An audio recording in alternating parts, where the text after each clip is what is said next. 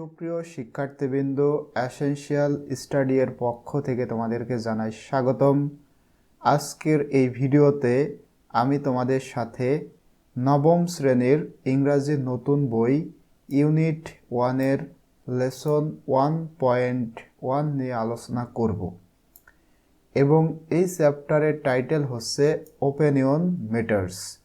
Opinion মানে মতামত, matters মানে বিষয়, অর্থাৎ মতামতের বিষয়। তো দেখো বলা হচ্ছে look at the following illustrations. Illustration শব্দের অর্থ হচ্ছে দৃষ্টান্ত। এখানে পিকচার বোঝানো হয়েছে। এখানে দেখো 4টা ইলিস্ট্রেশন রয়েছে। এটা হচ্ছে ইলিস্ট্রেশন 1, এইটা ইলিস্ট্রেশন 2, এটা ইলিস্ট্রেশন 3 এবং এটা হচ্ছে ইলিস্ট্রেশন 4। তো এই 4টা পিকচার তোমাদের দেখতে বলা হচ্ছে। অ্যান্ড এবং ইন পেয়ার্স অর গ্রুপস, জোড়াই অথবা দলবদ্ধ হয়ে ডিসকাস আলোচনা করতে হবে what they depict or facts. Depict মানে চিত্র, আর দে বলতে এই 4টা ইলিস্ট্রেশন। এই 4টা ইলিস্ট্রেশন কি অঙ্কন করে, কি চিত্রিত করে, বা এই 4টা ইলিস্ট্রেশন দ্বারা কি বোঝায় সেটা তোমাদের ডিসকাস করতে হবে। আফটারওয়ার্ডস, ডিসকাস করার পর আবারও ডিসকাস করতে হবে what you would have done if you were present in those special moments. বলা হচ্ছে যখন তোমরা এটা ডিসকাস করবে তারপরে তোমাদের ডিসকাস করতে হবে, কি ডিসকাস করতে হবে, what you would have done, তুমি কি করতে, ইফ যদি, you were present in those special moments, এই বিশেষ মুহূর্তে তুমি যদি প্রেজেন্ট থাকতে, উপস্থিত থাকতে, তখন তুমি কি করতে সেটাও তোমাদের ডিসকাস করতে হবে। এখানে যেটা বোঝানো হচ্ছে, এই যে ইলিস্ট্রেশন, এই পিকচারগুলো দেখতে হবে, দেখার পরে এই পিকচারটা কিসের সেটা তোমাদের বলতে হবে এবং এই পিকচার সম্পর্কে কিছু ফ্যাক্ট লিখতে হবে। ফ্যাক্ট মানে সত্য কাহিনী বা ঘটনা লিখতে হবে এবং এই পিকচার সম্পর্কে তোমাদের ধারণা কি, তোমাদের থট, তোমাদের চিন্তা ভাবনা কি সেটাও লিখতে হবে। লেটার, তারপর share your response with the class, তারপরে তোমার উত্তরগুলা ক্লাসে শেয়ার করতে হবে। 1 ইজ ডান ফর ইউ, এবং একটা তোমার জন্য করে দেওয়া রয়েছে, অর্থাৎ ইলিস্ট্রেশন 1টা তোমার জন্য করা রয়েছে।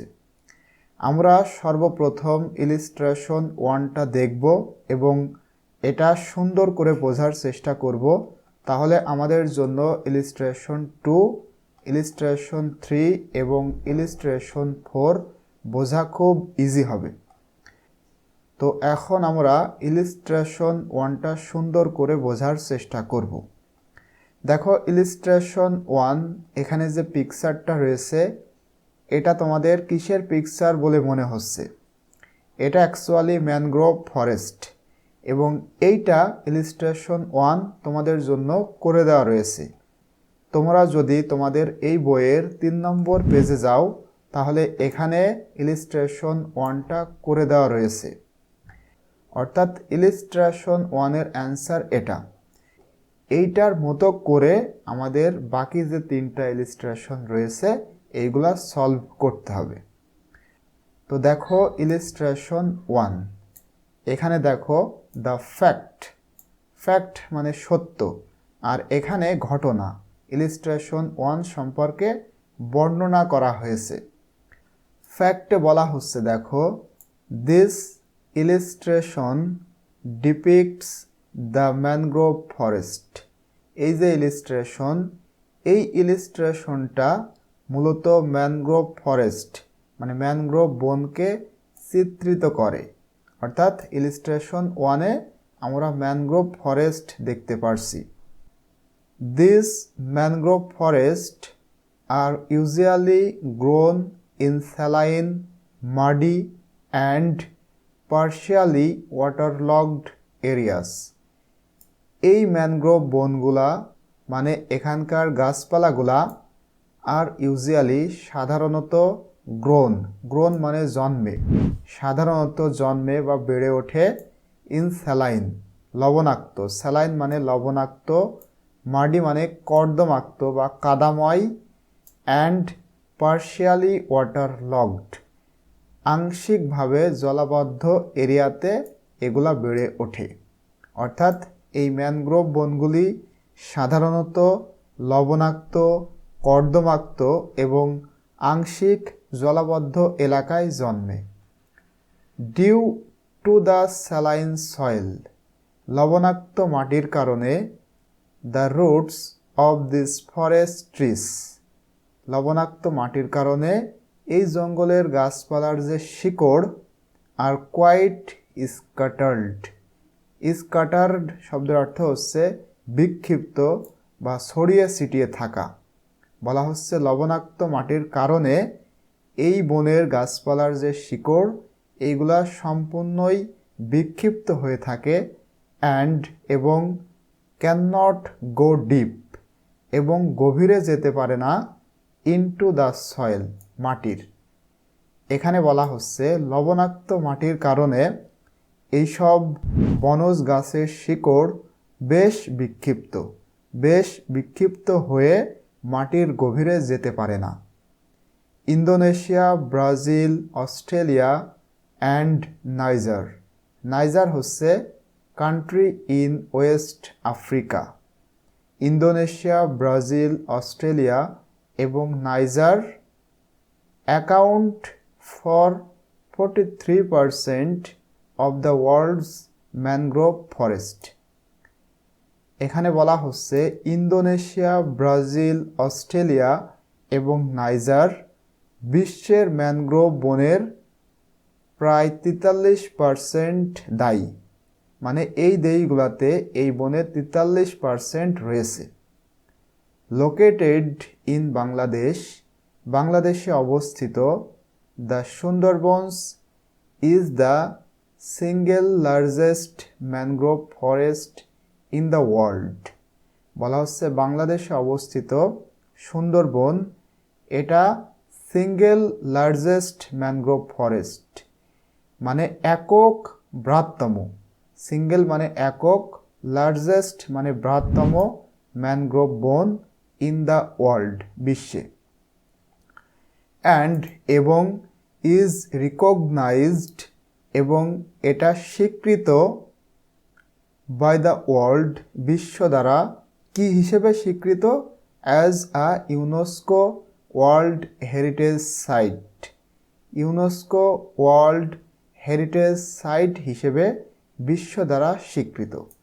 অর্থাৎ এখানে বলা হচ্ছে বাংলাদেশে অবস্থিত সুন্দরবন বিশ্বের একক বৃহত্তম ম্যানগ্রোভ বন এবং এটি ইউনেস্কো ওয়ার্ল্ড হেরিটেজ সাইট হিসেবে বিশ্ব দ্বারা স্বীকৃত।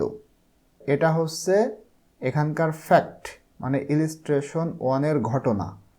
এবারে দেখো এখানে বলা হচ্ছে মাই thoughts on the mangrove forest, mangrove বন সম্পর্কে আমার থট মানে ভাবনা বা চিন্তা।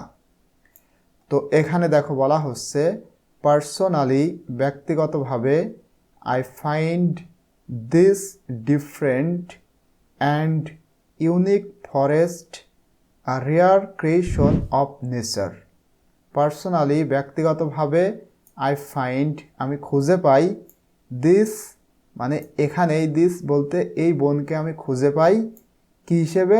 ডিফারেন্ট ভিন্ন হিসেবে, অ্যান্ড ইউনিক এবং অনন্য হিসেবে। মানে এখানে বলা হচ্ছে ব্যক্তিগতভাবে আমি এই বনটাকে ভিন্ন এবং অনন্য বন হিসেবে খুঁজে পাই, যেটা আ রেয়ার ক্রিয়েশন অফ নেচার, প্রকৃতির একটি বিরল সৃষ্টি। এটা যদি আমি একবারে বলি, ব্যক্তিগতভাবে আমি এই ভিন্ন এবং অনন্য বন প্রকৃতির একটি বিরল সৃষ্টি হিসেবে মনে করি।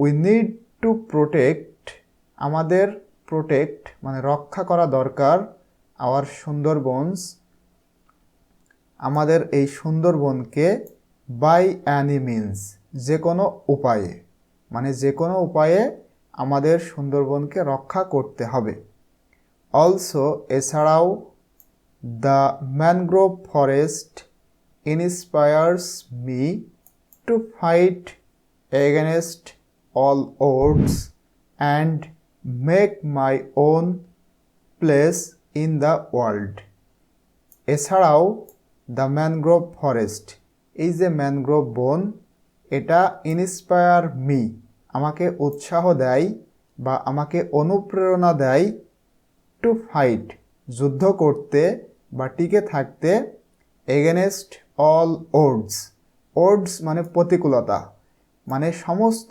প্রতিকূলতার বিরুদ্ধে টিকে থাকতে আমাকে উৎসাহ দেয় এই ম্যানগ্রোভ ফরেস্ট অ্যান্ড এবং make my own place in the world এবং বিশ্বে বা পৃথিবীতে আমার নিজস্ব জায়গা তৈরি করতে উৎসাহ দেয় এই ম্যানগ্রোভ ফরেস্ট